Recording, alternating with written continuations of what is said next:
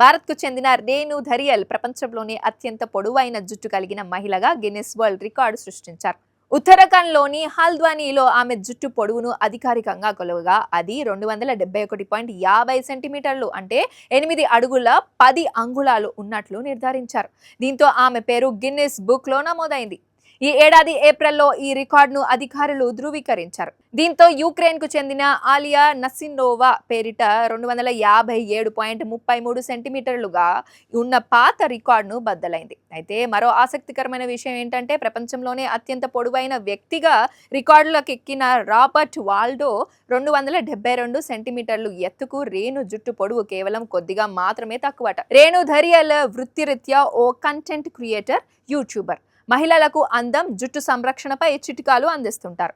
భారతీయ సంస్కృతిలో పొడవాటి జుట్టును అందానికి, సాంప్రదాయానికి చిహ్నంగా భావిస్తారని, అదే తనకు స్ఫూర్తినిచ్చిందని రేణు తెలిపారు. 2015 నుంచి జుట్టును పెంచుతున్నానని, అప్పటి నుంచి ఒక్కసారి కూడా కత్తిరించలేదని ఆమె వివరించారు.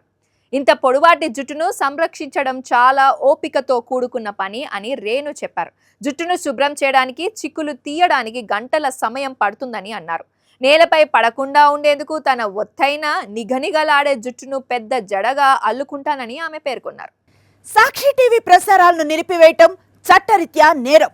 సాక్షి టీవీ ప్రసారాల కోసం మీ స్థానిక కేబుల్ ఆపరేటర్ను వెంటనే సంప్రదించండి. DTHలో, ఇంటర్నెట్లో కూడా సాక్షి టీవీ ప్రసారాలను వీక్షించవచ్చు.